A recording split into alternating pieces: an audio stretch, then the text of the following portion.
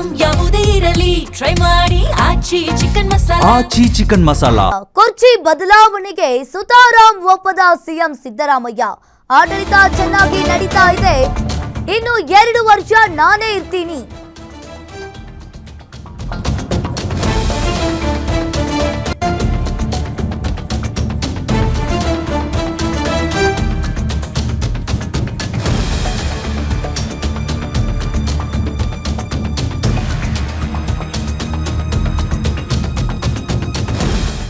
ಕಾಂಗ್ರೆಸ್ ಪಕ್ಷದಿಂದ ಅಹಿಂದ ಸಮುದಾಯ ದೂರ ಸರಿಯುತ್ತೆ. ಇನ್ನು ಹೀಗಾಗಿ ಸದ್ಯಕ್ಕೆ ನಾಯಕತ್ವ ಬದಲಾವಣೆಯನ್ನ ಮಾಡಕ್ ಹೋಗ್ಬೇಡಿ ಅಂತ ಸಿದ್ದರಾಮಯ್ಯನವರು ಹೇಳ್ಕೊಂಡಿದ್ದಾರೆ. ಇನ್ನುಳಿದ 2 ವರ್ಷಗಳಿಗೆ ನನ್ನನ್ನೇ ಮುಂದುವರಿಸಿ, ಆಡಳಿತ ಚೆನ್ನಾಗಿ ನಡೀತಾ ಇದೆ, 2 ವರ್ಷ ನಾನೇ ಇರ್ತೀನಿ. ಮುಂದಿನ ಬಾರಿ ಡಿಕೆ ಶಿವಕುಮಾರ್ಗೆ ಮುಖ್ಯಮಂತ್ರಿ ಸ್ಥಾನವನ್ನ ಕೊಡಿ. ಮೀಟಿಂಗ್ನಲ್ಲಿ ನಾಯಕತ್ವ ಬದಲಾವಣೆ ಬೇಡ ಎಂದಿದ್ದಾರೆ ಸಿದ್ದರಾಮಯ್ಯನವರು. 2 ವರ್ಷ ನಾನೇ ಇರ್ತೀನಿ. ಕುರ್ಚಿ ಬದಲಾವಣೆಗೆ ಸುತಾರಾಮ್ ಒಪ್ಪದ ಸಿಎಂ ಸಿದ್ದರಾಮಯ್ಯನವರು. ಒಂದ್ ಕಡೆ ಇವತ್ತು ಹೈ ವೋಲ್ಟೇಜ್ ಮೀಟಿಂಗ್ ಕೂಡ ಆಗ್ತಾ ಇರುವಂತದ್ದು. ಈಗಾಗಲೇ ಸಿದ್ದರಾಮಯ್ಯನವರು 2 ವರ್ಷ ನಾನೇ ಇರ್ತೀನಿ, ಆಡಳಿತ ಚೆನ್ನಾಗಿ ನಡೀತಾ ಇದೆ, ಇವಾಗ ನಾಯಕತ್ವದ ಬದಲಾವಣೆ ಬೇಡ ಅಂತ ಹೇಳ್ತಾ ಇರುವಂತದ್ದು. ಒಂದ್ ಕಡೆ ಸಿದ್ದರಾಮಯ್ಯ ಹಾಗೂ ಇನ್ನೊಂದ್ ಕಡೆ ಸಿದ್ದರಾಮಯ್ಯ ಮಾಸ್ ಲೀಡರ್ ಸಿದ್ದರಾಮಯ್ಯ ಹಾಗೆ ಕನಕಪುರದ ಟ್ರಬಲ್ ಶೂಟರ್ ಡಿಕೆ ಶಿವಕುಮಾರ್ ಅವರ ನಡುವಿನ ಪವರ್ ಫೈಟಿಂಗ್ ಈಗಾಗಲೇ ಜೋರಾಗಿ ನಡೀತಾ ಇರುವಂತದ್ದು.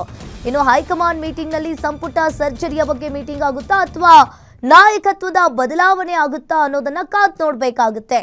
2 ವರ್ಷ ನಾನೇ ಇರ್ತೀನಿ ಅಂತ ಸಿದ್ದರಾಮಯ್ಯನವರು ಕೂಡ ಹೇಳ್ಕೊಂಡಿದ್ದಾರೆ.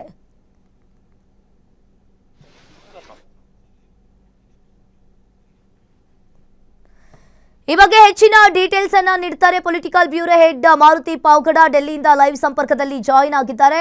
ಮಾರುತಿ, ಕುರ್ಚಿ ಬದಲಾವಣೆಗೆ ಇಲ್ಲಿ ಸಿಎಂ ಸಿದ್ದರಾಮಯ್ಯನವರು ಸುತಾರಾಮ್ ಒಪ್ತಾ ಇಲ್ಲ, ಆಡಳಿತ ಚೆನ್ನಾಗಿ ನಡೀತಾ ಇದೆ, ಇನ್ನೂ 2 ವರ್ಷ ನಾನೇ ಇರ್ತೀನಿ ಅಂತ ಹೇಳ್ತಾ ಇರುವಂತದ್ದು. ಇದ್ರ ಬಗ್ಗೆ ಏನಿದೆ ಹೆಚ್ಚಿನ ಡೀಟೇಲ್ಸ್ ಮಾರುತಿ? ಇಲ್ಲ, ಸಿದ್ದರಾಮಯ್ಯರು 2 ಆಪ್ಷನ್ ಇಟ್ಕೊಂಡು ಹೋದಂತೆ ಕಾಣಿಸ್ತಾ ಇದೆ. ಒಂದು, ಈ 2 ವರ್ಷ ಕಂಪ್ಲೀಟ್ ಮಾಡೋದಕ್ಕೆ ನನಗೆ ಅವಕಾಶವನ್ನು ಮಾಡಿಕೊಡಿ.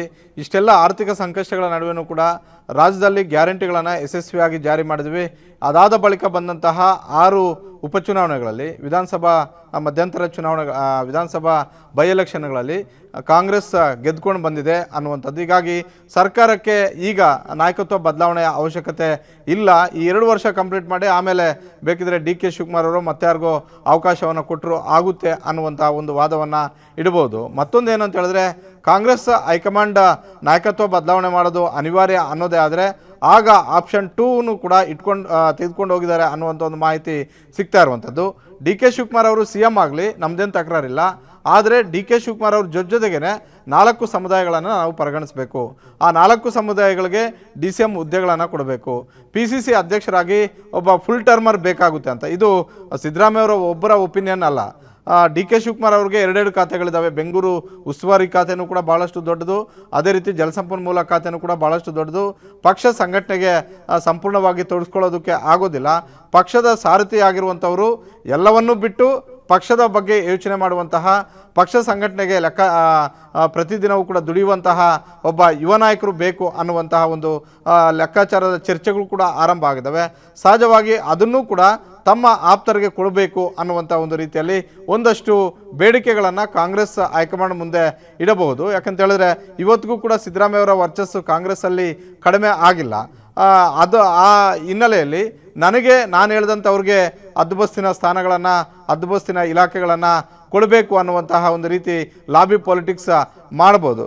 ರಾಹುಲ್ ಗಾಂಧಿ ಅವರ ಮುಂದೆ ಹೋದಾಗ ಇವೆಲ್ಲ ಸಾಧ್ಯತೆಗಳನ್ನು ತೆಗೆದುಕೊಂಡು ಹೋಗಿದ್ದಾರೆ. ಇವೆಲ್ಲ 2-3 ದಿನಗಳಿಂದಲೂ ಕೂಡ ವರ್ಕೌಟ್ ಮಾಡಿಕೊಂಡೇ ಹೋಗಿರುವಂಥದ್ದು. ಸಿದ್ದರಾಮಯ್ಯ ಅವರು ವರ್ಕೌಟ್ ಮಾಡ್ಕೊಂಡು ಹೋಗಿದ್ದಾರೆ. ಅದೇ ರೀತಿ ಡಿ ಕೆ ಶಿವಕುಮಾರ್ ಅವರು ಕೂಡ ನಾನು ಯಾವ ವಿಚಾರವನ್ನು ಯಾವ ಸಂದರ್ಭದಲ್ಲಿ ಹೇಳಬೇಕು, ಯಾರಿಗೆ ಹೇಳಬೇಕು, ಬೇರೆ ಎಲ್ಲ ನಾಯಕರು ಒಪ್ಕೊಂಡ್ರು ನನಗೆ ಈ ಸ್ಥಾನ ಇನ್ನೂ ಯಾಕೆ ತಡ ಆಗ್ತಿದೆ.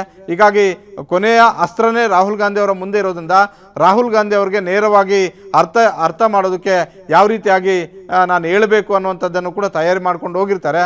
ಹೀಗಾಗಿ ರಾಹುಲ್ ಗಾಂಧಿ ಅವರು ನಡೆಸ್ತಾ ಇರುವಂಥ ಈ ಸಭೆ ಭಾಳಷ್ಟು ಮಹತ್ವವನ್ನು ಪಡ್ಕೊಂಡಿದೆ.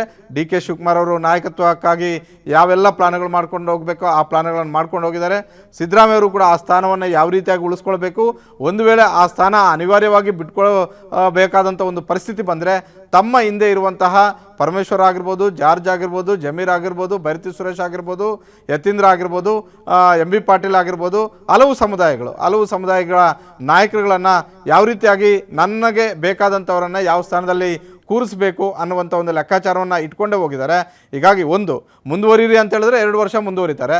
ಮುಂದುವರಿದು ಬೇಡ, ಡಿ ಕೆ ಶಿವಕುಮಾರ್ ಅವ್ರಿಗೆ ಅವಕಾಶವನ್ನು ಮಾಡಬೇಕು ಅಂತ ಹೇಳಿದಾಗ ಸಹಜವಾಗಿ ಸಿದ್ದರಾಮಯ್ಯ ಅವರು ಆಗ ಷರತ್ತು ಸಿದ್ದರಾಮಯ್ಯ ಆದರೂ ಕೂಡ ಆಶ್ಚರ್ಯ ಇಲ್ಲ.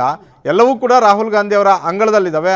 ರಾಹುಲ್ ಗಾಂಧಿ ಅವರ ಅಂಗಳದಲ್ಲಿ ಯಾರು ಚೆನ್ನಾಗಿ ಬ್ಯಾಟಿಂಗ್ ಮಾಡ್ತಾರೆ, ಯಾರು ಬೌಲಿಂಗ್ ಮಾಡ್ತಾರೆ, ಯಾರು ರಾಹುಲ್ ಗಾಂಧಿ ವಿಕೆಟನ್ನು ಬೀಳಿಸ್ತಾರೆ, ಅದರ ಮೇಲೆ ಇವರ ಇಬ್ಬರ ಹಣೆಬರಹವು ಕೂಡ ನಿರ್ಧಾರ ಆಗುವಂಥ ಒಂದು ಸಾಧ್ಯತೆ ಇದೆ. ಅಂಕಿತ, ಹಾಗೆ ಹೋಲ್ಡ್ನಲ್ಲಿರಿ ಮಾರುತಿ ಅವರೇ.